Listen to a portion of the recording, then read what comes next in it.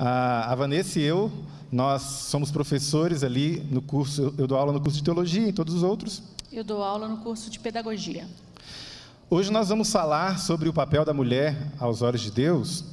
E geralmente quando a gente prega assim em dupla, a gente faz de uma forma mais livre, mas hoje, devido ao tema e ao tempo, nós vamos seguir estritamente o roteiro aqui, tá bom? E para não esquecer nada também, né?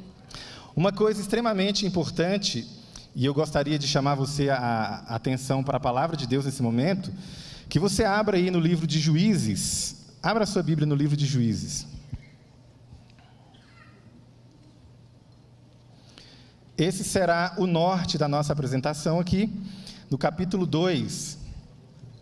Depois que Josué faleceu, no versículo 10, olha o que houve, Juízes 2:10.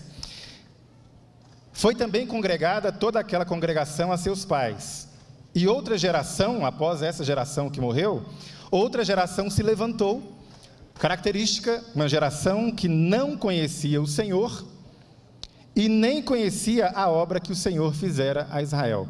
Uma geração que não tinha conhecimento de Deus, e nem tinha conhecimento da história de Deus.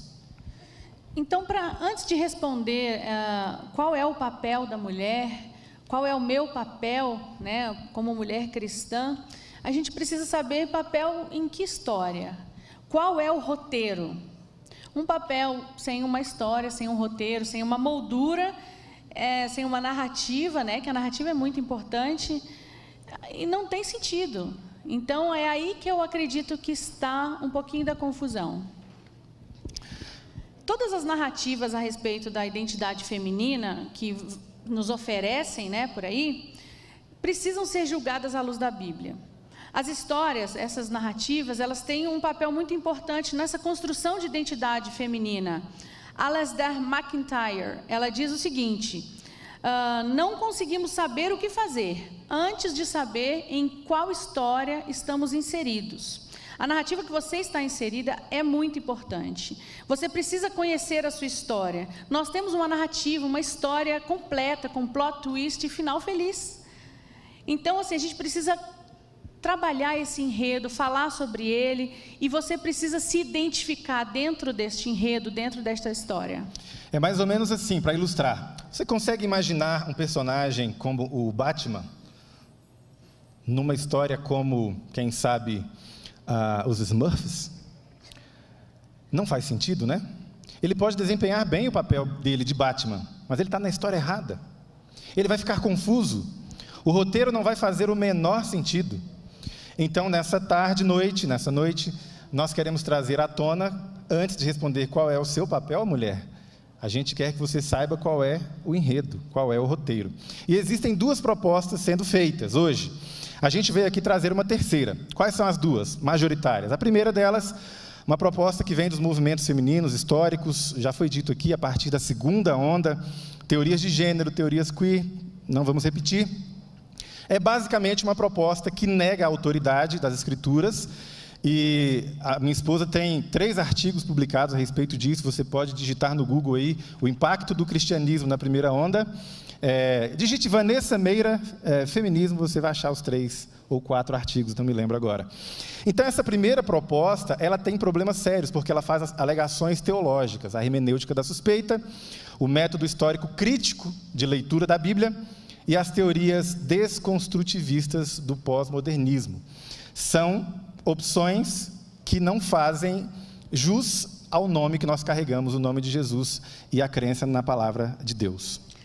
E a segunda proposta vem de setores tradicionalistas, pessoas saudosistas, né? São setores que acreditam que a mulher cristã, ela basicamente tem que ser uma mulher dos bons e velhos tempos, aquela mulher de antigamente, viver como uma mulher do século XIX, da era vitoriana.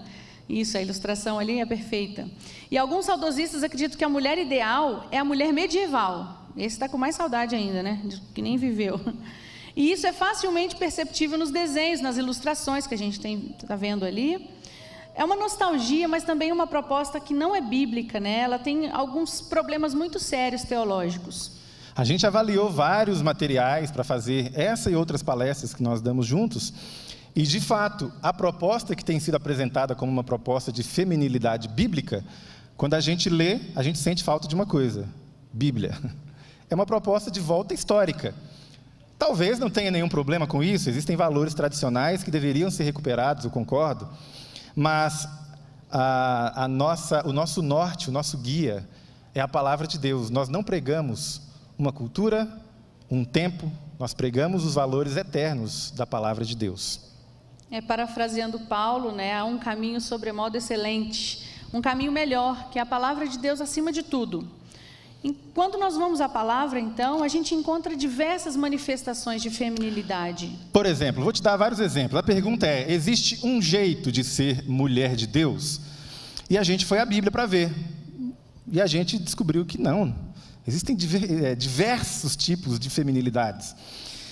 Mas você precisa ver com seus próprios olhos. Por exemplo, Raquel, quando foi encontrada lá por Jacó, ele a encontrou trabalhando, pastora de ovelhas. Você tem mulheres que trabalham no campo, como Ruth, ceifeira, trabalha na colheita. Você tem Ruth e Noemi, por exemplo, eram provedoras. Na ausência dos esposos, elas eram viúvas, elas assumiram o papel de provedoras do lar. A viúva de Sarepta também, quando Elias chegou a Sidom, você se lembra como ele encontrou essa mulher? Ela estava trabalhando, catando gravetos, catando lenha. Então aqui já tem uma palavra para você, mulher, que cuida da sua família, sozinha, trabalha para sustentar seus filhos. Você é uma mulher de Deus. Eu não sei por qual motivo você está fazendo isso sozinha. Se você ficou viúva, ou se um homem foi embora, ou se ele se isentou da responsabilidade que é dele. Mas eu só sei que você é uma mulher de Deus. Você é uma mulher cheia do Espírito Santo. E você é uma mulher, sim, de acordo com a Bíblia, se você está voltando na Bíblia e buscando ser essa mulher. A gente encontra outros perfis na Bíblia. Por exemplo, mulheres profetisas como Miriam, Débora, Uda, que está aí na ilustração. A Débora também era uma juíza, né? Ela tinha autoridade civil. Você encontra na Bíblia mulheres com autoridade para governar. Nós nos esquecemos, essa não é um bom exemplo de mulher de Deus, o nome dela é Atalia. Ela deu um golpe de estado e assumiu o trono. E para tirar essa mulher do trono, tiveram que dar outro golpe e matar ela, porque ela não queria sair de jeito nenhum. Mas você tem um exemplo melhor, a rainha de Sabá, era rainha de fato. E além das outras rainhas que não governavam, mas tinham muita autoridade, como Maaca, e infelizmente eu tenho que citar aqui a Jezabel. E mesmo em áreas masculinas, né, como a área militar, você encontra participação ativa e decisiva de mulheres, como Débora.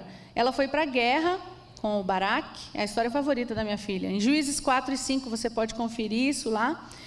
E quem decidiu a guerra, quem matou o general Cícera, foi outra mulher. Jael cravou uma estaca na cabeça de Cícera. Eu fico imaginando, Vanessa, imagina que vamos escrever um livro sobre feminilidade bíblica e vamos usar essa ilustração na capa. Feminilidade bíblica. Chocante. Que isso, pastor? Aí está errado, né? Eu tirei de onde essa história, meu irmão? Não foi do jornal, foi da Bíblia. E essa mulher na Bíblia, de acordo com essa história, naquela situação, ela faz a vontade de Deus.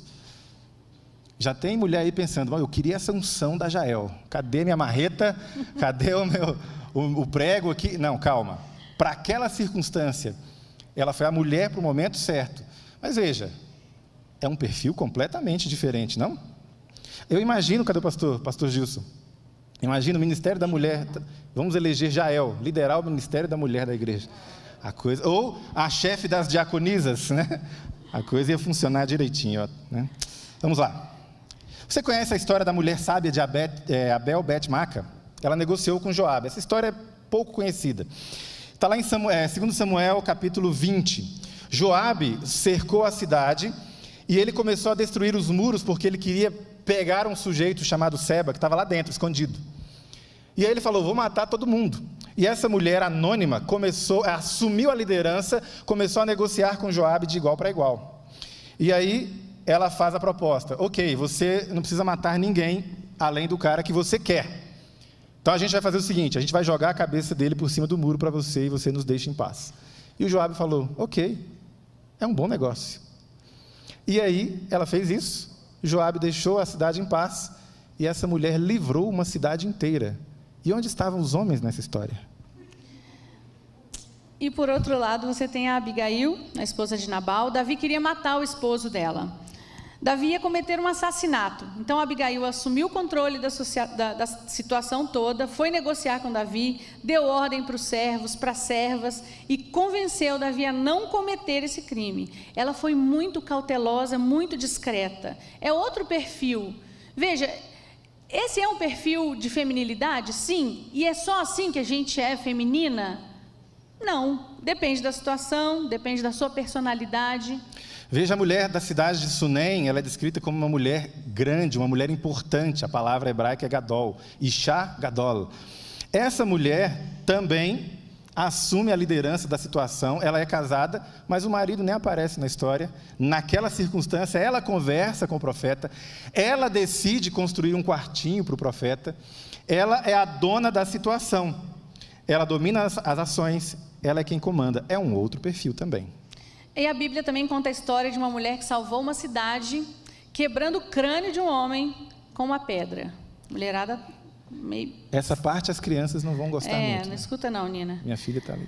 Um dia Abimeleque cercou a cidade dessa mulher e queria matar todo mundo lá dentro. Ele cercou a cidade e ia atear fogo na cidade. Todo mundo ia morrer ali dentro. Então, quando ele chegou perto do muro, essa mulher jogou uma pedra de moinho que rolou e caiu em cima desse homem e rachou o crânio dele. E quando ele viu que ele ia morrer, ele falou o seguinte, ele chamou um soldado e falou assim, olha, me atravessa com a sua espada, porque eu não quero ser conhecido como um homem que morreu pelas mãos de uma mulher. Mas não adiantou nada, porque a história está aí, né? Registrada para a gente.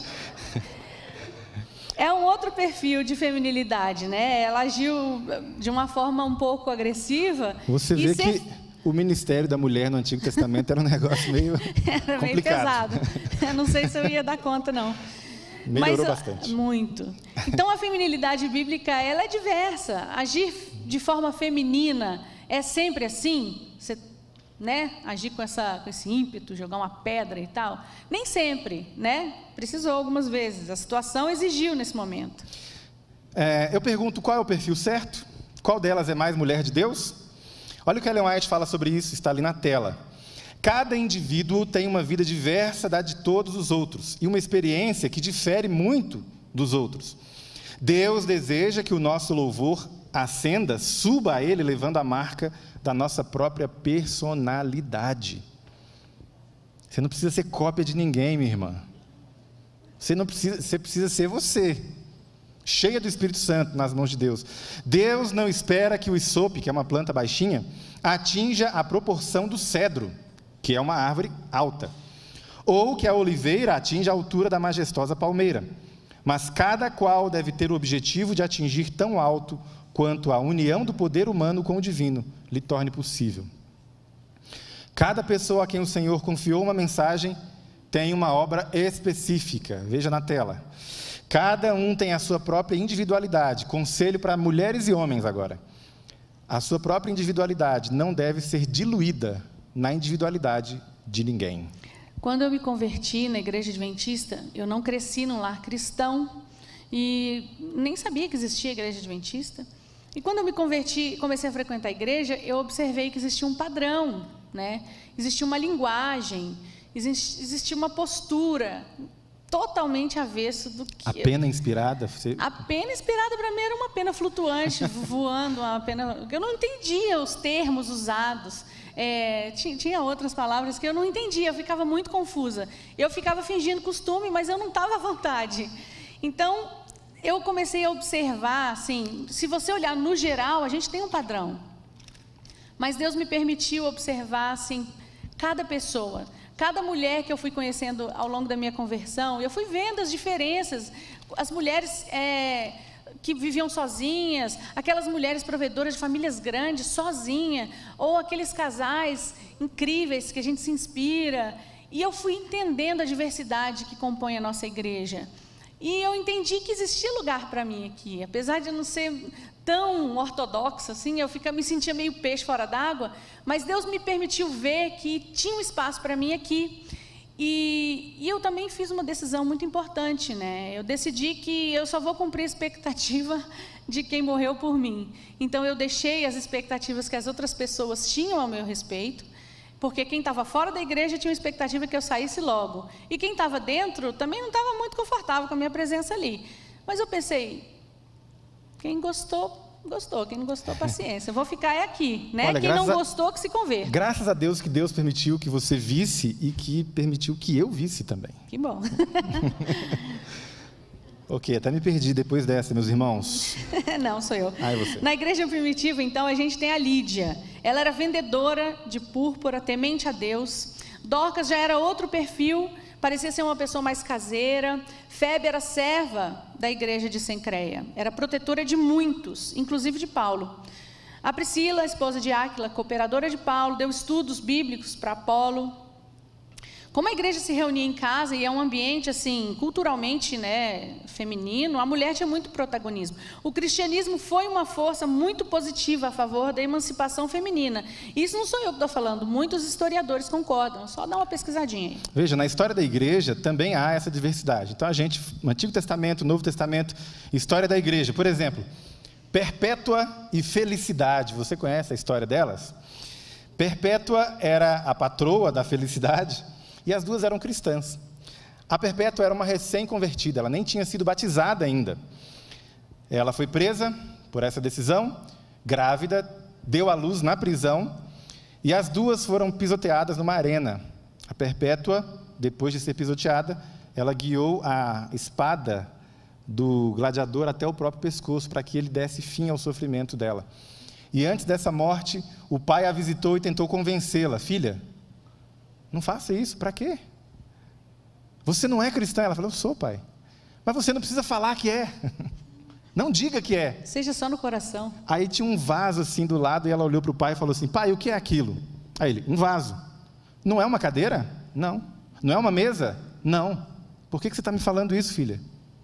Pai, não existe outro nome que me descreva, a não ser cristã. E por muito menos, meus irmãos e irmãs, tem gente negando a identidade. Por muito menos. Não tem touro na história, não tem arena, não tem gladiador. É um semestre de antropologia, já é suficiente. É um semestre de, quem sabe, epistemologia, filosofia. Nós precisamos de mais perpétuas e mais felicidades. Tem também a Felicitas de Roma, isso. Ela assistiu seus 7 filhos serem martirizados. Os 7 filhos dela, um por um, foram martirizados e mortos. E não se retrataram, não negaram a fé. E no final das contas, ela mesma passou por esse suplício e também foi morta. Cecília é outra. Antes de ser decapitada por um carrasco romano, ela levou 400 pessoas aos pés de Jesus. Amém. Jerônimo, um dos grandes teólogos da história do cristianismo, nós temos 2 Jerônimos, o Jerônimo de Praga é aquele que foi martirizado, esse é o anterior. Ele foi um dos grandes teólogos, ele tinha discípulas, a mais famosa era a Marcela, que está aí. Marcela era uma erudita, ela estudou teologia por conta própria, ela falava latim e grego e lia em hebraico, e além da Marcela tinha a Eustóquia, outra discípula de Jerônimo. Os comentários de Jerônimo são usados até hoje nos seminários de teologia. E a contribuição desconhecida dessas mulheres precisa sair debaixo do tapete. Nós devemos muita coisa da teologia a essas mulheres eruditas. Na Idade Média, Marguerite Poretti, essa daí, ela escreveu um livro chamado O Espelho das Almas Simples e Aniquiladas. E por isso ela foi muito perseguida, duramente criticada, ameaçada. E como ela se recusou a se retratar, ela foi condenada à fogueira. A sua história como mulher de Deus passa pela história da Reforma Protestante. Você conhece os anabatistas? A Reforma Protestante, olha aqui para mim, tem 2 vertentes principais. Nós temos a vertente mais conhecida, a vertente magisterial da Reforma. Os reformadores magisteriais, Lutero, Calvino, Zwinglio, John Knox. Eles são chamados de reformadores magisteriais porque eles se apoiaram nos príncipes, naquelas pessoas nobres que tinham alguma influência, algum poder. Mas tem uma vertente que está no nosso DNA adventista que é menos conhecida. É a reforma radical. São os anabatistas. Eles acreditavam apenas no batismo do crente, não da criança. Então, eles praticavam o que a gente chama de rebatismo. Os anabatistas, eles defendiam um conceito de sola escritura muito mais radical do que Lutero, Calvino e Zwinglio. E nós, adventistas, temos muito da herança desse movimento. Essa imagem que vocês estão vendo é a execução da Maiken Vince. Ela foi condenada à fogueira, foi presa com outras mulheres, escreveu uma carta para o seu filho Adrien, e ela escreveu o seguinte, o filho dela tinha só 15 anos, meu caro filho, não tenha medo deste sofrimento, o Senhor afastará todo medo. Eu não sei porquê, mas senti muita alegria quando fui sentenciada. Portanto, meu filho, não deixe de temer a Deus por causa dessa morte temporal. Não tenho como agradecer totalmente ao meu Deus pela grande graça que Ele tem revelado a mim. O Adrien foi assistir a sua mãe ser executada, e como os anabatistas transformavam aquele momento de execução em pregação, eles parafusaram a língua da Maiken Vince no céu da boca, para que ela não pregasse no momento da execução. E quando começou a execução, o filho não suportou aquilo, viu a mãe, né, naquela situação, e ele desmaiou. Quando ele conseguiu se recuperar, a execução já tinha acontecido, uma fogueira, né? Então já tinha queimado tudo bastante. E ele prometeu ali mesmo que ele jamais seria impedido de pregar. E o que aconteceu? Ele começou a procurar os restos da sua mãe ali naquela fogueira e ele encontrou o prego que segurou a língua da sua mãe. E foi ali esse prego. Não esse, né, gente? Parafuso. É parafuso. Gente, parafuso e prego para mim é a mesma coisa. Ele pegou esse parafuso e guardou esse parafuso. Ele levava para onde ele ia. E toda vez que ele se sentia assim acuado, não vou pregar, não vou falar de Jesus, eu corro risco de morrer aqui. Ele pegava esse parafuso e falava, não, eu vou falar no lugar da minha mãe. Só um parêntese, Vanessinha. Eu vejo alguns adolescentes e jovens, especialmente as meninas, compartilhando um meme muito famoso. É assim, nós somos as netas das bruxas que vocês queimaram, ou não conseguiram queimar. Sim. Eu vou olhar para uma câmera, para aquela ali. Você, querida jovem adventista, você não é neta de bruxa nenhuma. Eu aposto que a sua avó é adventista. Sua avó é diaconisa da igreja, menina. Ou, no máximo, a sua avó é católica. E, historicamente falando, você tem uma multidão que foi queimada, literalmente, que faz parte da sua família de fé. Elas não eram bruxas. Você não precisa ficar prestando homenagens às bruxas que foram queimadas historicamente. Você tem gente com mais dignidade, que morreu pelo motivo melhor. Preste homenagem a elas. Nós somos as netas das anabatistas que vocês não conseguiram queimar. Nós temos aí um outro exemplo histórico, a Catarina Zell. Ela foi uma protestante intelectual, uma estudiosa também. Na biografia dela está escrito que ela conviveu com os eruditos da época, ela conversava de igual para igual com eles, mas não sobre dança, baile de máscaras ou os prazeres mundanos. Ela gostava de conversar sobre o reino de Deus. Visitava pessoas durante a peste, nenhum pastor queria visitar durante a peste, ela ia lá. Vários enterros ela fez, porque os pastores estavam com medo da contaminação, eles não iam. E ela falou, eu vou. Mas você pode ser contaminada, pode morrer. Ela falou, morrer para mim é lucro. Se era lucro para Paulo, não tem medo não. E ela foi. E aí um bispo da cidade, vendo isso, falou assim, mulher, volte a fiar, volta para a costura. Esse tipo de argumento é bem mais antigo do que você imagina. Volte a fiar? Não.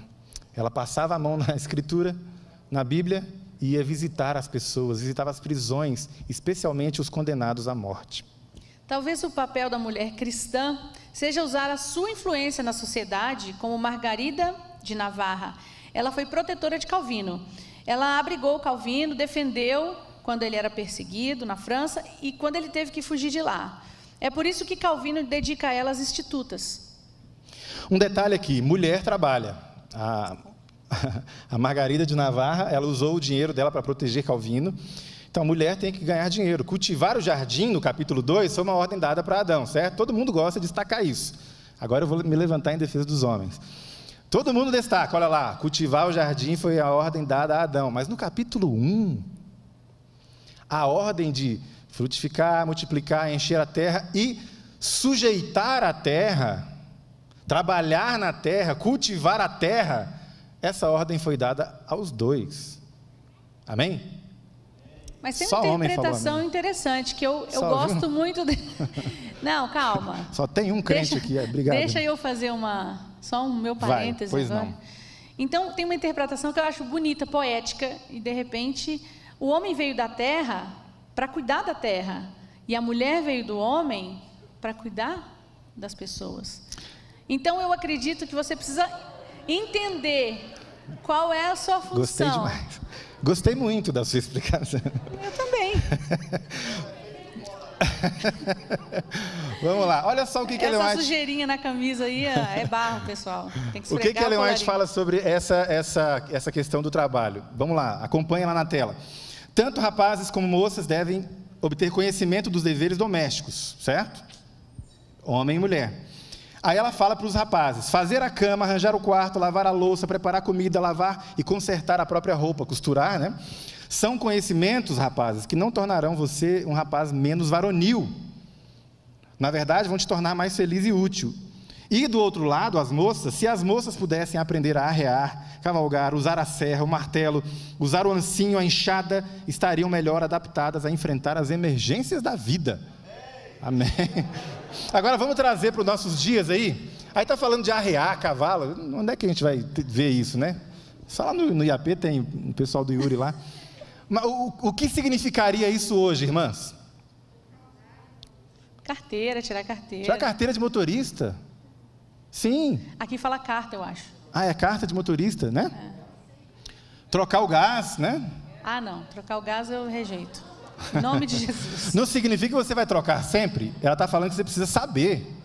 Trocar o pneu do carro, precisa saber. Se o marido estiver perto, ele troca. Mas vai ter uma situação que ele não vai estar. Chama o vizinho.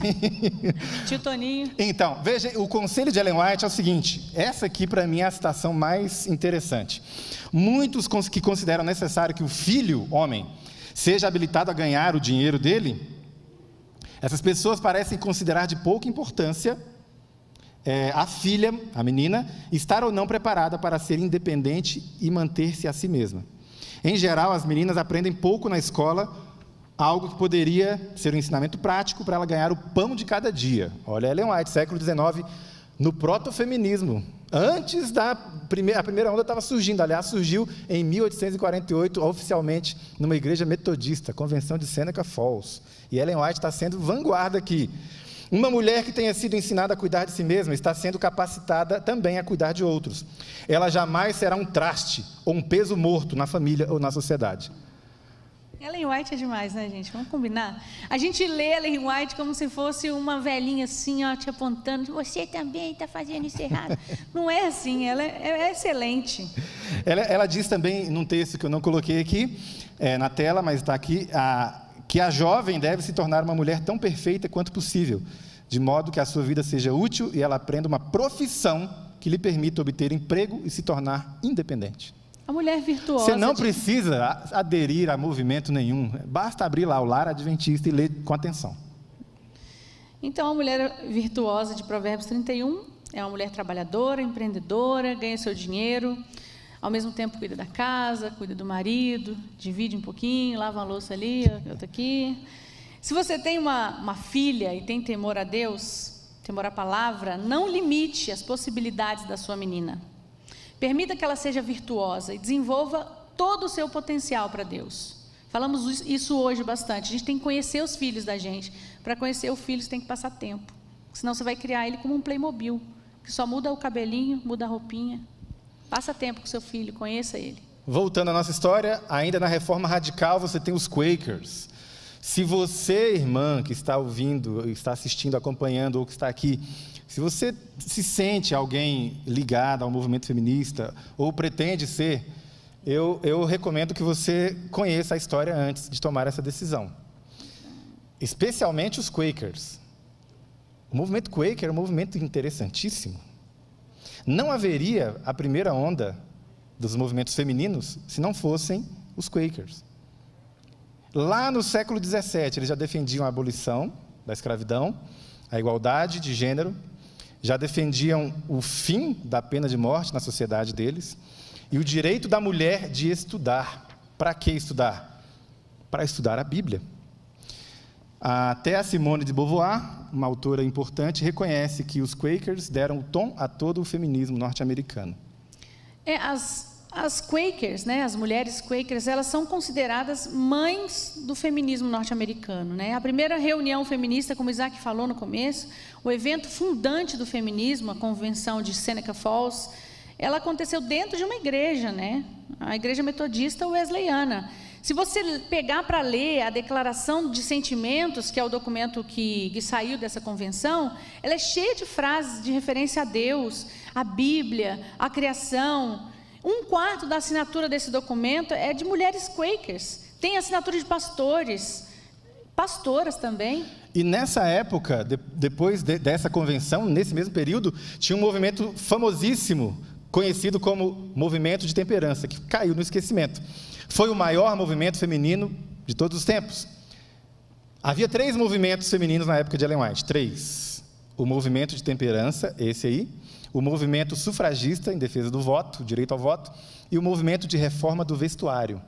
Ellen White participou do movimento de temperança. Você encontra isso várias vezes nos livros dela. Ela participou. E apoiou, pediu que os adventistas apoiassem. O movimento sufragista, ela foi indiferente. E o movimento de reforma do vestuário, ela foi contra. Ou seja, Ellen White é um exemplo de mulher com pensamento independente. Eu não vou comprar um pacote completo. Qual que é a pauta aqui? Temperança, apoio. Qual que é a pauta aqui? Voto.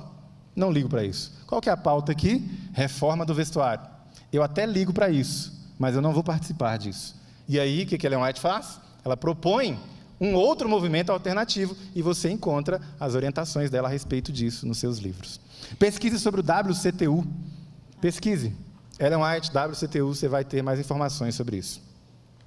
Então havia diversidade, né? A líder do movimento de temperança, ela chamava Frances Willard. Ela também era abolicionista, era sufragista, era uma mulher cristã e trabalhou na equipe de evangelismo do Dwight Moody.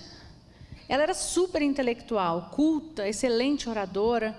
Ela foi a primeira mulher a ter uma estátua lá no Capitólio. Esse é outro perfil. Agora compare com esse perfil, compare a Frances Willard com esse perfil, Carrie Nation. Havia a violência familiar, então as mulheres pensaram assim, qual é o problema? Os homens falaram, não, eu não bato em você, eu só bato em você quando eu estou bêbado, o problema é o álcool. Ah, é o álcool? Então vamos acabar com o álcool. E ela pegava o seu machado e Carrie Nation invadia os bares, cantando hino e quebrando tudo. Olha o perfil, né? Glória, glória, aleluia, e quebra tudo. E os bêbados saindo correndo. Ela ganhou uma fama tão grande que só o anúncio de que ela ia chegar na cidade, os donos de bar já fechavam tudo, só reabria quando ela fosse embora. Carrie Nation, pesquise sobre ela. Qual que é o perfil da mulher de Deus? Eu não sei, irmão. Eu não sei. Eu estou te apresentando aqui qual é o roteiro. Esse é o roteiro. Essa é a história, é dentro dessa história que você vai achar o papel. Então você precisa conhecer a sua história, conhecer a história da sua igreja. É isso que vai te dar identidade, é isso que vai te dar sentido no papel de mulher cristã. É comum você ouvir os jovens evangélicos por aí dizendo que a igreja matou milhões de mulheres. Mas que igreja? Que igreja você é? Você é da igreja adventista. Você é protestante, herdeiro da reforma radical. Você não matou ninguém, não. Você foi morto, muito pelo contrário. Então, quando o jovem fala uma coisa assim, é sinal de que ele não conhece a história e ele está só repetindo um discurso que falaram para ele. Uma vez um aluno de teologia me falou, nós precisamos pedir desculpa, perdão, historicamente, pastor. Aí eu, do quê? Ele falou assim, porque nós queimamos muitas pessoas. Aí eu falei, nós quem? Eu não queimei ninguém. Não, eu digo nós os cristãos. Falei, meu irmão, tu já ouviu falar em Inquisição? Quem é que morria na Inquisição, meu amigo? Você faz parte do grupo que matava ou do grupo que morria? Qual é a tua herança? Aí ele meio confuso, eu acho que eu sou o herdeiro dos que morriam, né? Pois é. Então você não tem que pedir perdão de nada. Você não tem que ter vergonha da herança que você recebeu. Você tem que ter orgulho. Valdenses, huguenotes, luteritas, anabatistas. Você está do lado desses, não do lado do tribunal, tá certo? Uma pergunta que a gente sempre responde de uma forma automática é: por que Deus criou a mulher? Eu quero que você vá à Bíblia agora. Por que Deus criou a mulher? A gente vai lá em Romanos 11. Abra comigo em Romanos 11, no versículo 36. A resposta que a gente dá rapidamente é: Deus criou a mulher para o homem. Isso está certo, está escrito lá, né? Far-lhe-ei, ou seja, farei para ele uma auxiliadora idônea. Ok, isso está certo. Mas antes de fazer a mulher para o homem, tem uma verdade anterior. Romanos 11, 36. Porque dele, por ele e para ele são todas as coisas. A ele, pois, a glória eternamente. Amém. Esse todas as coisas inclui as mulheres.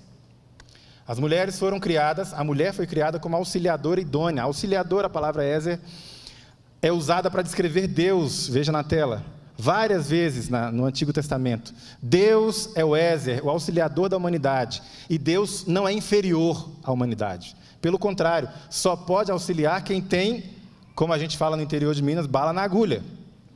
Você não procura ajuda de quem não pode te ajudar. Então a mulher é Ézer do homem, assim como Deus é o Ézer da humanidade. É como eu ensinando a Nina a fazer a tarefa. A minha filha tem 9 anos e a gente está nesse suplício de aula à distância aí, e todo dia tem que sentar no final de tarde e fazer a tarefa. Eu estou sendo auxiliadora da minha filha. Isso não quer dizer que eu sou inferior a ela. É porque eu tenho um conhecimento, é porque eu tenho possibilidade de ajudá-la que eu vou ajudar. São muitas histórias, meus amigos, a gente não tem como contar todas elas. Nós já vamos para o final, que o nosso tempo está se esgotando. Então, eu quero dizer para você, deixa eu pular tudo isso aqui, que você é homem e você mulher, você precisa conhecer o roteiro. Qual é o meu papel no mundo, na história?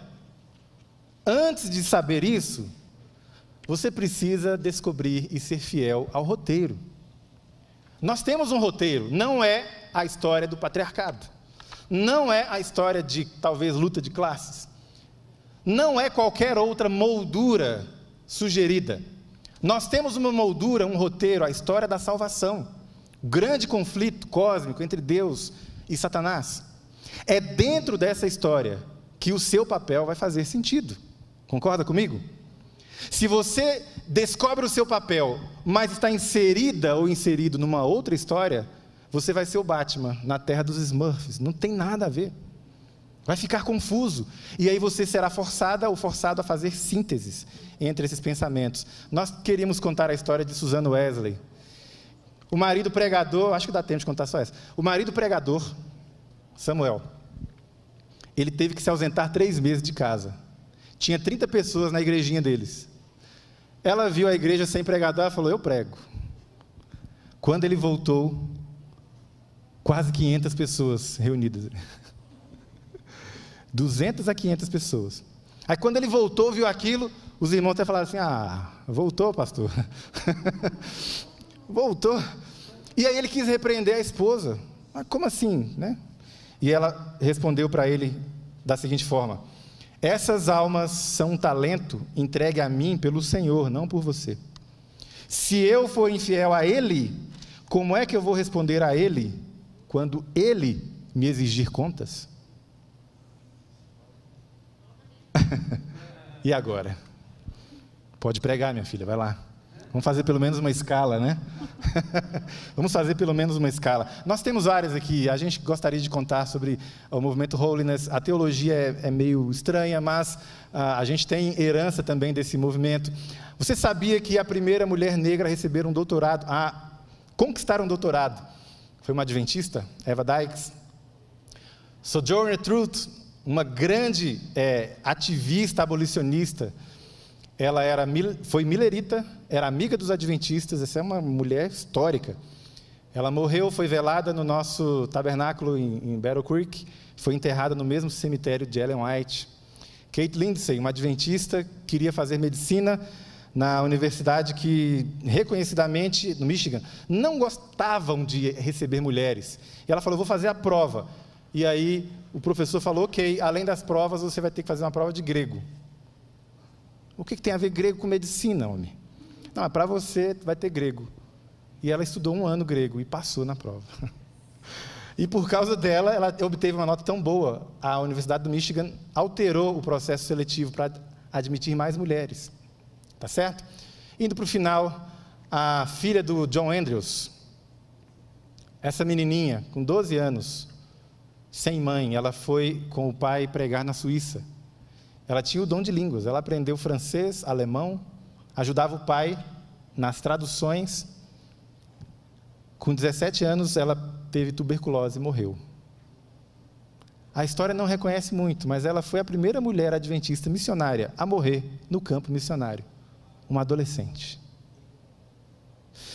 Encerrando, qual é o roteiro? Eu queria chamar minha filha aqui para encerrar agora. Vem cá, filha. A minha filha tem 9 anos, o nome dela é Nina. Vamos dar fazer uma ilustração prática agora. Filha, a gente faz o culto toda noite. Pode tirar a máscara. Qual que é o livro que você está lendo nos cultos toda noite? Depois da Bíblia, a gente lê O Peregrino. Quem escreveu O Peregrino? John Bunyan. Ele escreveu de onde? Do escritório dele, lá na casa dele, com ar-condicionado? Não. Ele escreveu lá da prisão. E a gente está lendo agora o capítulo onde o cristão passa pelo vale do desânimo, e aí vem alguém e tenta desviar ele. Quem que tenta fazer isso? O Sábio Segundo Mundo. E qual foi a lição que você tirou desse capítulo? 2. A primeira é que a gente não pode confiar no que o povo diz, e sim no que Deus diz. E a segunda é que a gente pode ser sábio, mas a gente tem que ser sábio segundo Jesus, não segundo o mundo. Ok, você aplaudiu, mas eu te pergunto, quantos aqui já leram O Peregrino? Ufa, o índice aqui está ótimo, parabéns. Gente, essa é a nossa herança, o nosso roteiro. Pastor, o apelo, 5 minutinhos dá? Por favor, vai, Vanessa. Então, nesse final, eu queria só fazer um apelo aos ministérios da mulher. A gente precisa estudar muito mais a Bíblia. A gente precisa estudar hermenêutica, a gente precisa entender como que a Bíblia chegou até nós. A importância da palavra de Deus nesse papel todo. Qual é o papel da mulher cristã? Você só vai saber se você entender todo o roteiro. E muita coisa está ali. Eu sei que a gente faz já bastante estudos e tudo, mas precisa mais. Não quer dizer que a gente não precise de cursos de como, sei lá, eu não me lembro nem, mas fazer um pão integral, inclusive se tiver, é ótimo, eu não sei fazer ainda, eu poderia aprender. Mas, a gente precisa muito voltar para as raízes, voltar para a Bíblia, né? A Árgula von Grumbar, cadê ela? Pronto. Ela foi protestante, defensora de Lutero, e ela escreveu o seguinte: homens e mulheres são chamados a confessar a Cristo. Eu não aceito que minhas opiniões e interesses sejam apenas por assunto de mulheres. Eu escrevi o que chamariam de assunto de mulheres? Não, eu escrevi a vocês palavra de Deus como membro da igreja cristã. E mesmo se viesse a acontecer que Lutero negasse tudo que ele disse, que Deus não o permita, eu não mudaria em nada a minha opinião, porque eu não construo a minha opinião em cima da opinião de ninguém, nem do Papa, nem de Lutero, nem de ninguém. A minha opinião está firmada sobre a verdadeira rocha, que é Jesus Cristo. Você não precisa ficar focado em performance, em simulações do que é ser mulher, o que é ser homem. Na dúvida, eu tenho uma sugestão segura para você. Leia a Bíblia, entenda o que Deus quer para você. Ame ao Senhor de todo o seu coração. Você vai ser uma mulher bíblica. Homens, abram a Bíblia, leiam, entendam o que está ali. Entenda o que Deus quer para você. Você vai ser um homem de Deus. Você vai ser um homem bíblico. O John Piper fala que teologia fraca gera mulheres fracas. Que nós possamos ser mulheres fortes. Então a gente precisa da teologia. A teologia não é assunto só de homem. É muito importante, porque as crianças, elas são educadas por nós, mulheres em geral. Isso não é cultural, não. É uma tendência natural e tem pesquisas confirmando isso. Não estou falando da minha cabeça. Timóteo era filho de uma mulher virtuosa, neto de uma mulher virtuosa. Elas o prepararam. Elas ensinaram teologia para ele.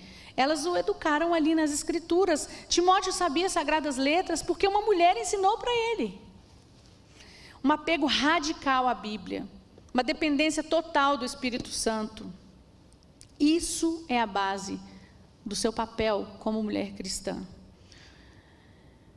Elizabeth Elliot, essa é outra citação que eu vou trazer para vocês. O fato de eu ser mulher não me faz um tipo diferente de cristã, mas o fato de ser cristã faz de mim um tipo diferente de mulher. Vanessa, abracei o conceito de Deus a meu respeito. É as expectativas dele que eu estou tentando cumprir. Dentro dessa história, eu vou ser tudo que ele quiser que eu seja. Eu deixei de cumprir as expectativas que a sociedade tem ao meu respeito. A nossa última instância é a palavra de Deus, não é Gerda Lerner, não é a Simone de Beauvoir, não é Lacan, Foucault, Marx, sei lá o que você anda lendo, Judith Butler. A serpente vai continuar falando no seu jardim.